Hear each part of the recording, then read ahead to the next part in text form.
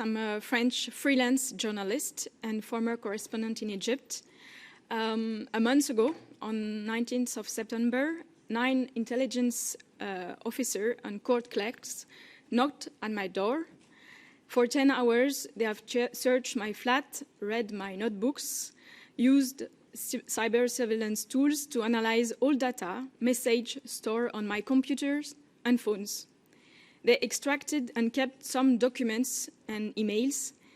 They did not fear breaching confidentiality of journalistic sources. They were looking for it. I was then transferred to an underground cell in a police station with limited access to water and medication. 2 intelligence officers interrogated me about my job and a collective investigation I took part in on arms deals, an investigation that have revealed the killings of civilians by Egypt with the complicity of the French government. It was published in 2021 by a non-profit media called Disclose and French public television. All along, I used my right to stay silent, but it didn't stop them from keeping me 39 hours in detention, while triggering national and international outcry from the media, human rights organizations, MPs, and citizens. This incident did not happen in Egypt under the military rule that the European Parliament has repeatedly condemned. It did happen in France, where I live, in Marseille, where the rule of law prevails, at least according to the French Constitution and European treaties.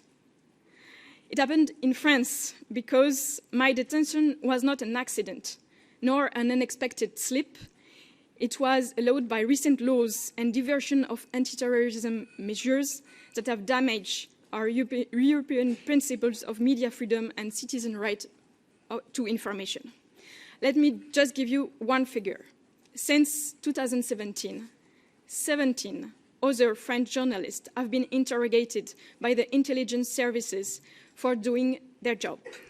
We are noticing an unprecedented scale of attacks on press freedom in France.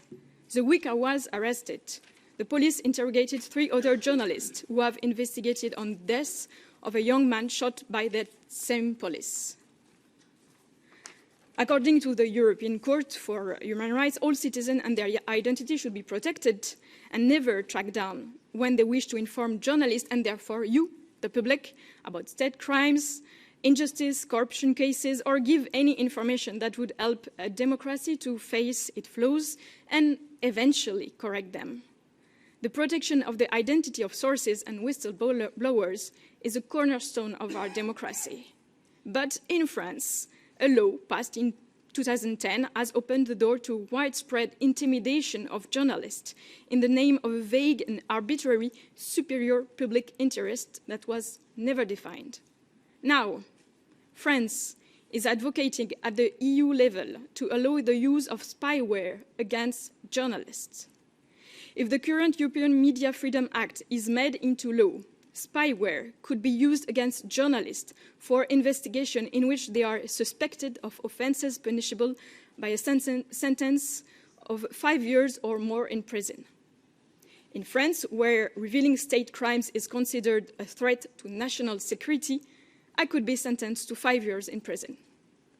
It means that not only me, but hundreds of other European journalists working on sensitive issues like arms deals could be put under surveillance and their sources put in danger.